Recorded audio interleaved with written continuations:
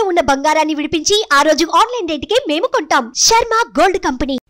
నమస్తే, welcome to Suman TV. నేను మీ యామ్ని. ప్రస్తుతం మనతో ఉన్నారు ప్రముఖ ఆధ్యాత్మికవేత్త, ప్రముఖ జ్యోతిష వాస్తు పండితులు మాడుకుల శివప్రసాద్ గురువు గారు ఉన్నారు. మన గురుగారితో మాట్లాడదాం. నమస్కారం గురుగారు. ఆశీర్వచనం తల్లి. గురుగారు, ఈ క్రోధినామ సంవత్సరంలో అసలు ధనుస్సు రాశి వారికి అండి ఏ విధంగా ఉంటుంది? అంటే ఈ రాశి వారికి సంబంధించి ఆదాయం కానీ, వ్యయం, రాజపూజ్యం, అవమానం ఏ విధంగా ఉంటుందంటారు? శ్రీ మహాగణాధిపతయే నమః. ఐం మహాసరస్వత్యే నమః. శ్రీ లలితాంబికాదేవ్యే నమః. ధనుస్సు రాశి మూలా నక్షత్రము 4 పాదాలు, పూర్వాషాఢ నక్షత్రము 4 పాదాలు, ఉత్తరాషాఢ 1 పాదము కలిసి ధనుస్సు రాశి అవుతుంది.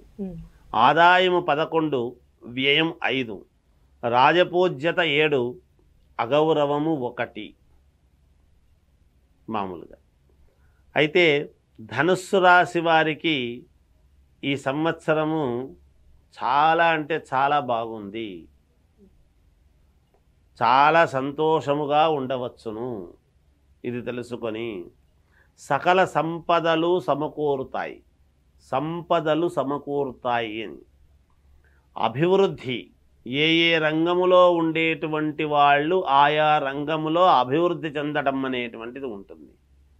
గ్రహాలు చాలా అనుకూలముగా ఉన్నాయి ధనుస్సు రాశి వాళ్లకు ఈ సంవత్సరం. కనుక ఖచ్చితముగా ఏ రంగములో ఉండేటువంటి వాళ్ళకైనా అభ్యున్నతి అనేటువంటిది ఉన్నది, ఎదగడం అనేటువంటిది ఉన్నది. ధనలాభం, వృత్తి లాభం, చేసేటువంటి పనిలో ఏ పని చేస్తున్నారో ఆ పనిలో ఉన్నతి కలగటం, అంటే అప్గ్రేడ్ కావటం, అంటే ప్రమోషన్లు రావటం, ఇంకొక పని అదనముగా చెప్పటం, దానికి తగినటువంటి డబ్బులు ఇవ్వటము, అలా యోగం అనేటువంటిది ఉంది. కుటుంబ సంతోషం, కుటుంబం అంతా కూడా చాలా సంతోషముగా ఈ సంవత్సరం కొంచెం డీలా పడిపోయి అంతకుముందు ఉన్నటువంటి రోజులు కాకుండా ఈ సంవత్సరము కుటుంబం అంతా కూడా సకల సంతోషాలతో ఉంటారు గాక ఈ రాశి వాళ్ళు. అలాగే కార్యజయం, ఏ కార్యము తలపెట్టినా జయమే కలుగుతుంది. ఇంకొక మాట ఇక్కడ ఆగిపోయింది గురువుగారు, ఇక్కడ లేదు గురువుగారు, ఆ మాట లేదు. ఖచ్చితంగా ఏది పట్టుకున్నా జయమే కలుగుతుంది కాక. అంత బాగున్నాయి గ్రహస్థితులు. వ్యక్తిగతమైనటువంటి జాతకాలలో ఎవరికైనా ఏదైనా చిన్న ఇబ్బందులు ఉంటే చెప్పలేము, కానీ రాసుల ప్రకారముగా అయితే చాలా బాగున్నాయి. అందుకనే వ్యక్తిగతమైన జాతకాల్లో చిన్న ఉంటే సర్దిద్దుకోవాల్సినటువంటి అవసరం వచ్చేది. బుద్ధిబలం, వీళ్ళకు బుద్ధి బాగా పనిచేస్తుంది ఈ సంవత్సరం. భగవంతుడు సరిగ్గా సమయానికి బుద్ధిని ఖచ్చితముగా అనుకూలించేట్టుగా చేస్తాడు గాక. పొరపాటును కూడా తప్పు చేయకుండా జాగ్రత్త పడతాడు. బుద్ధిబలం. ఎన్ని కష్టాలు వచ్చినా, కష్టాలు వస్తూ ఉంటాయి, కష్టాలు వచ్చినా దాంట్లో జయమే విజయం వైపే నడుస్తారు. కష్టాల్లో కూడా అది విజయానికే దోహదపడతాయి. అరే అది రాకపోయినంటే నాకు ఈ ఉన్నతమైనటువంటి ఇది వచ్చేది కాదు, అది వచ్చిన దానివల్ల నేను ఇటు అడుగు వేయాల్సి వచ్చింది, నాకు మేలు జరిగింది అనేటువంటి మాట వస్తుంది. అలా కష్టాలు ఎన్ని ఉండినా జయము కలుగుతాయి గాక. దూరాలోచనలు ఫలించడం, వీళ్ళు దీర్ఘంగా చేసేటువంటి ఆలోచనలు బాగా ఫలిస్తాయి. ఇది అంటే దీర్ఘంగా చేసేటువంటి పనులు అంటే ఏమిటంటే లైఫ్ లాంగ్ నిర్ణయాలు తీసుకునేటువంటివి. ఇది చేస్తే నాకు లైఫ్ లాంగ్ మేలు జరుగుతుంది, ఇది చేసుకుంటే నాకు ఒక 10 ఏళ్ల పాటు అనుకూలంగా ఉంటుంది, ఇది చేస్తే నాకు 20 ఏళ్ళు మేలు జరుగుతుంది అని చేసేటువంటి పనులు ఉంటాయి. వ్యాపారాలు నెలకొల్పవచ్చును అట్లాంటివి. అది దీర్ఘకాలికంగా బాగా లాభాలు పొంది తర్వాత తరాల వాళ్ళకు మేలు జరిగే అవకాశాలు ఉంటాయి.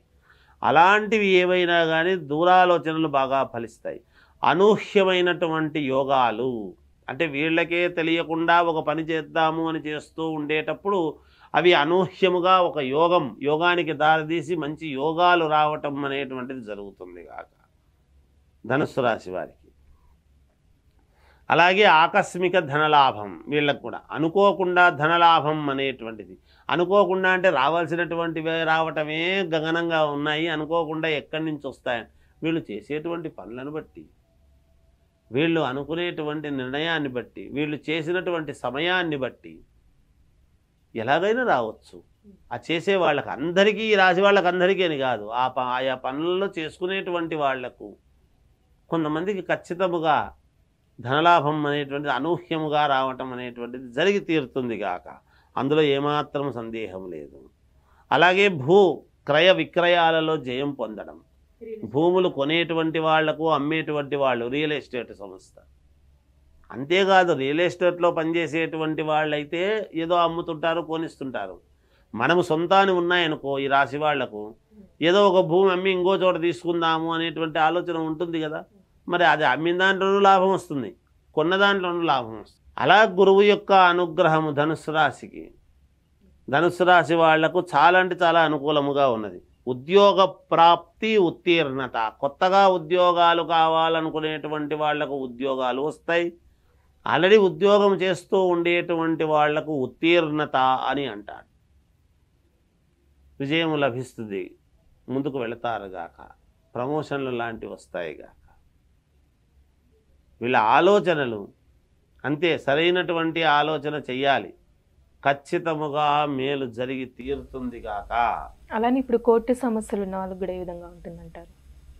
కోర్టు పరమైనటువంటి సమస్యలు ఉండేటువంటి వాళ్లకు కొంచెము వాయిదాలు పడి వీళ్ళకైతే ఇబ్బంది జరగకుండా ఉంటాయి. దానివల్ల పెద్ద ఇబ్బంది ఏమీ లేదు.